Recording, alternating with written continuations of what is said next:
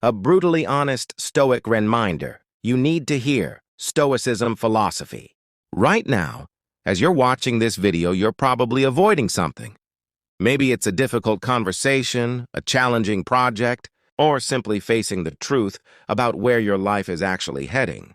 And here's the brutal reality that Marcus Aurelius would tell you if he were sitting across from you today. Your problems aren't going away because you're scrolling through videos hoping someone else will give you the magic formula to fix your life. I'm about to share with you the most uncomfortable truths from 2,000 years of Stoic wisdom, truths that will either transform how you see yourself and your struggles or make you click away because they hit too close to home. This isn't another feel-good motivation video. This is about waking up to reality. And if you're ready for that wake-up call, then let's begin.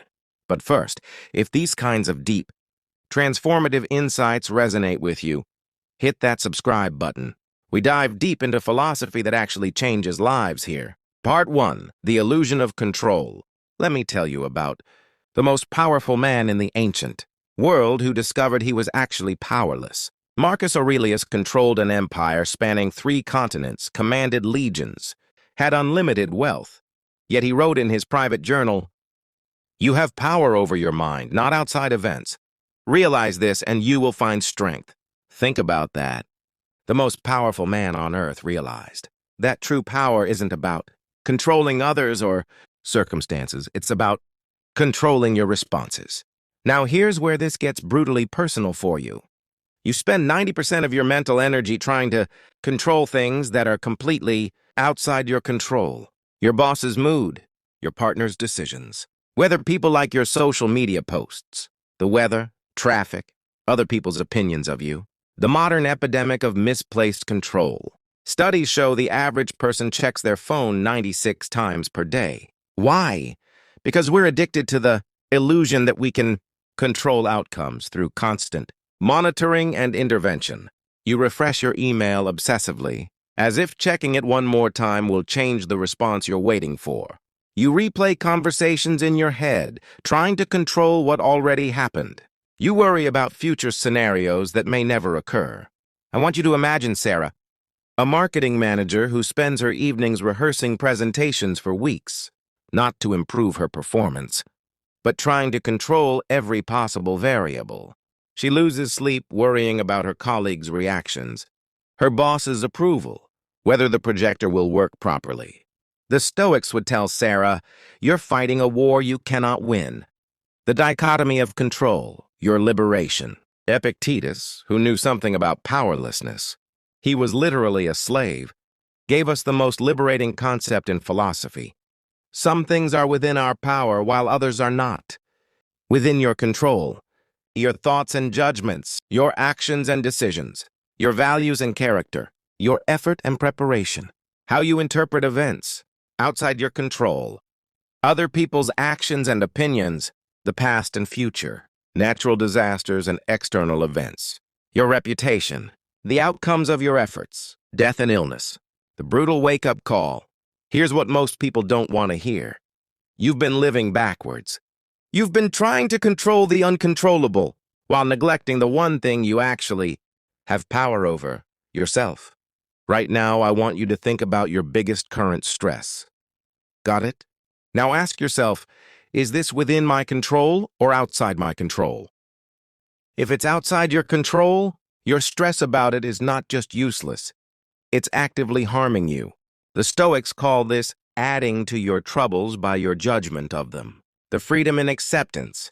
When you truly accept what you cannot control, something miraculous happens. You discover that most of your mental prison was self-constructed. The bars were made of worry, not steel. Marcus Aurelius faced plague, war, betrayal, and the death of many of his children. His response? Focus entirely on what was up to him, his duty, his character, his responses. But accepting what you can't control is only half the battle. The other half is taking radical responsibility for what you can control. And that's where most people's Stoic journey ends before it even begins. Part 2. The responsibility you're avoiding. The uncomfortable mirror. Here's the truth that will make you squirm. Every single problem in your life that persists is there because, on some level, you're allowing it to be there. Before you click away or start making excuses, hear me out. This isn't victim blaming, it's empowerment. Because if your problems exist partly due to your choices, that means you have the power to change them. The victim mentality trap. Meet James, a 35-year-old who's been trying to get in shape for 5 years. He has excuses. Work is stressful. His metabolism is slow. Healthy food is expensive. He doesn't have time. Every excuse is technically true. But here's what the Stoics would tell James. Every excuse you make is a choice to stay where you are. James isn't a victim of his circumstances. He's a victim of his unwillingness to take radical responsibility for his choices. The Stoic definition of responsibility. When Epictetus talked about responsibility, he didn't mean fault or blame. He meant responsibility, your ability to choose your response to any situation. You didn't choose to be born into your family, your country, your economic situation. But you absolutely choose how you respond to these circumstances every single day. The brutal questions you must ask. I'm going to ask you some questions that might sting. But if you can answer them honestly, you'll discover where your real power lies. 1. Your career. If you hate your job, what are you actually doing to change it? Not complaining about it, actually doing? 2. Your relationships. If you're constantly disappointed in people, have you clearly communicated your expectations? Are you choosing the right people to be in your life? 3. Your health. If you feel tired and unhealthy, what choices are you making each day that contribute to this? 4. Your finances. If money is always tight, where exactly is your money going? What uncomfortable changes are you avoiding? 5. Your personal growth. If you feel stuck, what new skills are you developing?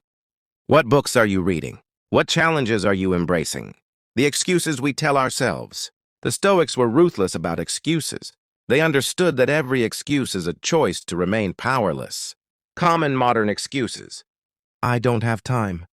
This isn't a priority for me. I can't afford it. I haven't found a way to make it affordable. Nobody understands me. I haven't learned to communicate effectively. It's not fair.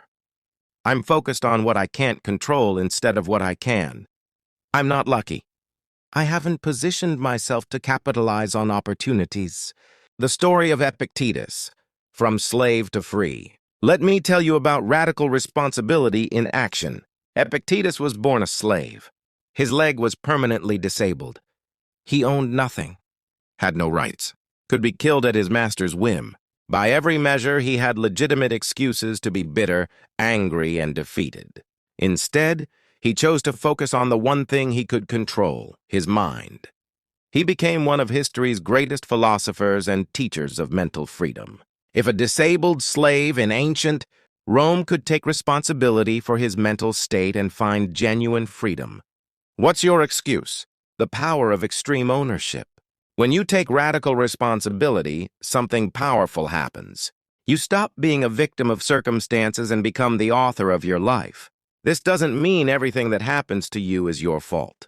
It means your response to what happens to you is always your choice. The daily practice of responsibility. Here's a daily practice that will transform your life. Every evening, ask yourself, 1. What did I do today to move closer to my goals? 2. What excuses did I make? 3. Where did I give away my power by focusing on what I can't control? 4. What can I do differently tomorrow? But taking responsibility is just the beginning. Because even when you accept full responsibility for your choices, life will still punch you in the face. And that's where the next brutal Stoic truth becomes essential. Part 3.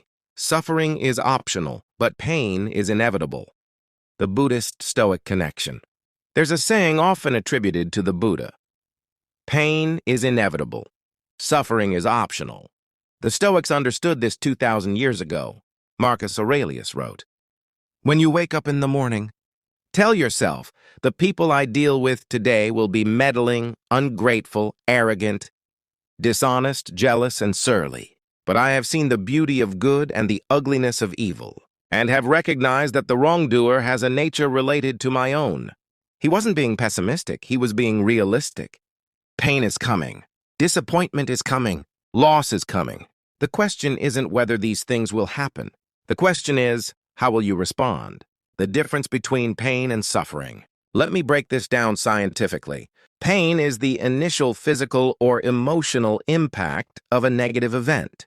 It's automatic, natural, and actually necessary for survival. Suffering is what your mind adds to that pain through resistance to what is, stories about why it shouldn't be happening, projections about future consequences, comparisons to others or to how things should be. The modern suffering epidemic. We live in the most comfortable time in human history, yet anxiety and depression rates are skyrocketing. Why? Because we've confused comfort with happiness, and we resist any discomfort as if it were a personal attack. Your ancestors expected hardship. They knew winter was coming, crops might fail, children might die. They built psychological resilience because they had to. You've been trained to believe that any discomfort means something is wrong. The Stoics would say you've been lied to. The story of Stockdale, Stoicism under torture. Admiral James Stockdale was shot down over Vietnam and spent 7 years as a prisoner of war. He was tortured repeatedly, held in solitary confinement, and had no idea if he'd ever see his family again. What kept him sane? Stoic philosophy, particularly the teachings of Epictetus. He later said, "I never lost faith in the end of the story. I never doubted not only that I would get out, but also that I would prevail in the end and turn the experience into the defining event of my life, which in retrospect I would not trade." Notice what he didn't do. He didn't deny the reality of his situation. He didn't pretend it wasn't painful. He didn't waste energy on false optimism. Instead, he accepted the pain and chose not to add suffering through resistance and self-pity. Your daily micro-sufferings. You don't need to be in a POW camp to practice this distinction. You create suffering every day. Traffic jam, pain, being late, suffering. Anger about traffic.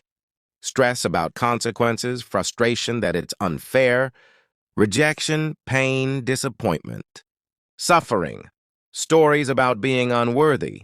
Fear of trying again, shame about failure. Criticism, pain, hurt feelings.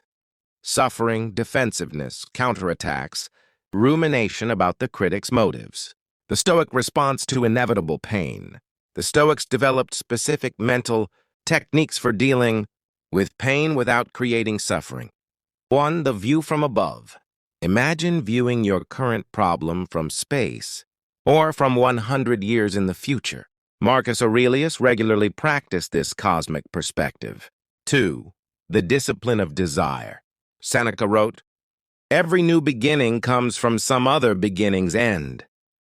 Accept that loss, change, and pain are natural parts of existence. 3. The obstacle as the way. Instead of asking, "Why is this happening to me?" ask, "How can this develop my character and wisdom?" The paradox of acceptance. Here's something that seems contradictory, but is actually liberating. When you fully accept that pain is inevitable, you become more resilient to it. When you stop fighting reality, you have more energy to respond effectively. This doesn't mean becoming passive or giving up. It means acknowledging what is, so you can work skillfully with reality. Instead of wasting energy on denial and resistance, the practice of negative visualization. The Stoics had a powerful exercise called premeditatio malorum, imagining loss before it happens. This isn't pessimism. It's preparation. Spend 5 minutes imagining losing something important to you. Your job, your health, a relationship. Notice the emotions that come up. Then ask, how would I want to respond if this actually happened? What would I want to be remembered for in this situation? How could this challenge develop my character? This practice doesn't attract negativity. It builds psychological resilience. But here's where most people get Stoicism wrong. They think it means becoming emotionless robots.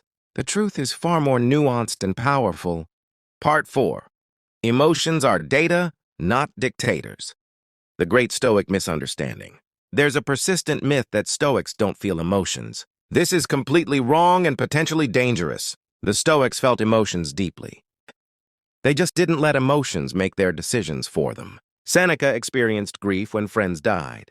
Marcus Aurelius felt frustration with incompetent officials. Epictetus acknowledged anger at injustice. The difference is what they did with these emotions. Emotions as your internal GPS. Think of emotions as your internal guidance system. They provide valuable information about your values, needs, and environment. But just like you wouldn't let your GPS drive your car, you shouldn't let emotions control your life. Fear tells you, pay attention. There might be danger. Anger tells you, a boundary or value has been violated. Sadness tells you, you've lost something important. Joy tells you, this aligns with your values. Anxiety tells you, you're uncertain about the future. The problem isn't having these emotions. The problem is when they hijack your decision-making process. The modern emotional landscape. We live in a culture that treats emotions as ultimate truth. Follow your heart. Trust your feelings. If it feels good, do it. This advice has led to impulse purchases we can't afford, relationships based on temporary attraction rather than compatibility, career decisions based on mood rather than values, political beliefs driven by outrage rather than analysis. The Stoics offer a more mature approach. Feel your emotions fully. Understand their message, then choose your response based on wisdom rather than impulse. The stop technique. When you feel a strong emotion, use this Stoic-inspired framework. S. Stop what you're doing. T. Take a breath and identify the emotion. O. Observe what triggered it and what it's telling you. P. Proceed with conscious choice, not reactive impulse. Case study, Marcus Aurelius and anger. Marcus Aurelius had to deal with senators who were corrupt, generals who were incompetent, and citizens who were ungrateful. He felt anger. It's all over his journal. But look how he processed it. How much trouble he avoids who does not look to see what his neighbor says or does, but only to what he does himself. He felt the anger, understood its message, these people are acting against the common good, then chose his response based on his duty as emperor, not his emotional state. The Emotional Regulation Toolkit. 1. The pause. Between stimulus and response, there's a space. In that space lies your freedom. Practice extending that pause. 2. Cognitive reframing. Ask, is there another way to interpret this situation? Often our initial emotional interpretation is incomplete or inaccurate. 3. The dichotomy of control check. When emotional, ask, is what's upsetting me within my control or outside my control? This immediately clarifies where to focus your energy. 4. Values-based decision-making. Ask, what would someone with my values do in this situation? Make decisions based on principles, not feelings. The story of Cato and emotional consistency. Cato the Younger was known for his unwavering principles. When Caesar offered him pardons and honors to switch sides, Cato refused. When his political allies abandoned him, he stayed true to his values. When facing death, he chose suicide rather than live under tyranny. People often focus on his rigid principles, but miss the emotional mastery required. Cato felt temptation, fear, loneliness, and despair. But he never let these emotions override his commitment to virtue. Healthy versus unhealthy emotional responses. Healthy. Feeling anger at injustice, then taking constructive action. Experiencing grief fully, then gradually rebuilding. Acknowledging fear, then moving forward despite it. Enjoying success without becoming attached to it. Unhealthy. Letting anger control your words and actions. Getting stuck in grief and refusing to heal. Avoiding all situations that trigger fear. Deriving your identity from external achievements. The practice of emotional observation. For 1 week, practice being an observer of your emotions. 1. Set 3 random alarms during your day. When they ring, ask, what am I feeling right now? 3. Name the emotions specifically, frustrated versus angry, anxious versus excited. 4. Ask, what is this emotion telling me? 5. Ask, how do I want to respond to this information? This creates space between you and your emotions, allowing for more conscious responses. The integration challenge. The goal isn't to eliminate emotions or to be controlled by them. The goal is integration. Feeling fully human while acting from wisdom rather than impulse. This is perhaps the most challenging aspect of Stoic practice because it requires moment-to-moment awareness and choice. But it's also the most rewarding. because it leads to authentic emotional maturity. Which brings us to the final and perhaps most important, Stoic teaching, one that ties everything together and offers a practical path forward. Part 5. Memento Mori, the gift of mortality, the ultimate perspective shift. Memento Mori, remember you must die. Of all Stoic practices, this is the most misunderstood and the most powerful. This isn't about being morbid or depressed. It's about using the reality of death to live more fully. Steve Jobs, who wasn't a Stoic but understood this principle, said, "Remembering that you are going to die is the best way. I know to avoid the trap of thinking you have something to lose." The modern death denial. We live in the first culture in history that tries to pretend death doesn't exist. We hide it in hospitals, avoid talking about it, spend billions trying to look younger. This denial doesn't make death go away. It makes life less meaningful. The average person will live about 30,000 days. If you're 25, you have roughly 22,000 left. If you're 35, about 18,000. If you're 45, around 14,000. How many of those days will you waste worrying about things that don't matter? The Stoic death meditation. Marcus Aurelius regularly contemplated death, not to become depressed, but to gain clarity. He wrote, "It is not death that a man should fear, but he should fear never beginning to live." Try this exercise. Imagine you have exactly 1 year to live. Your health is fine, you feel normal, but you know with certainty that in 365 days you'll be gone. What would you stop doing immediately? What would you start doing? Who would you spend time with? What would you say to the people you love? How would you want to be remembered? Now ask yourself, why aren't you living this way now? The hierarchy of what matters. When you truly accept mortality, your priorities naturally organize themselves. Most important, relationships with people you love, contribution to something larger than yourself, personal character and growth, experiences that align with your values. Less important, status symbols and social comparison, accumulating possessions, perfect control over outcomes, others' opinions of you, basically irrelevant, minor social slights, traffic jams and daily inconveniences, celebrity gossip and online drama, having the latest gadgets. The paradox of death awareness. Here's the beautiful paradox. The more deeply you accept that you will die, the more alive you become. When you stop trying to live forever, you start living fully now. This isn't about reckless behavior or ignoring the future. It's about making choices based on what truly matters rather than what feels urgent, or what society tells you should matter. Your deathbed perspective. Imagine you're 90 years old lying on your deathbed. Your current self walks into the room. What would that elderly, wise version of you say? Would they say, "I'm so glad you worried constantly about your appearance"? Or, "Great job accumulating all those possessions"? Or, "I'm proud that you never took any risks"? More likely they'd say, "I wish you had been braver. I wish you had loved more openly. I wish you had cared less about what others thought and more about what you thought was right." Living from the end. The Stoics practiced living from the end, making daily decisions as if they were already looking back from their deathbed. This isn't morbid, it's clarifying. Before you send that angry email, avoid a difficult conversation, put off something important, waste time on meaningless activities. Ask, will this matter when I'm dying? Will I be proud of this choice? The legacy question. Here's the ultimate Stoic question. What do you want your life to have stood for? Not your career achievements or bank account balance. Those disappear with you. What impact do you want to have had on other people? What example do you want to have set? What would you want people to say about how you lived? Most people never seriously consider this question until it's too late to meaningfully shape the answer. We've covered brutal truths today. 1, you can only control your responses, not outcomes. 2, you're responsible for your choices even in difficult circumstances. 3, pain is inevitable, but suffering is optional. 4, emotions provide information, not instructions. 5, death gives life meaning, not despair.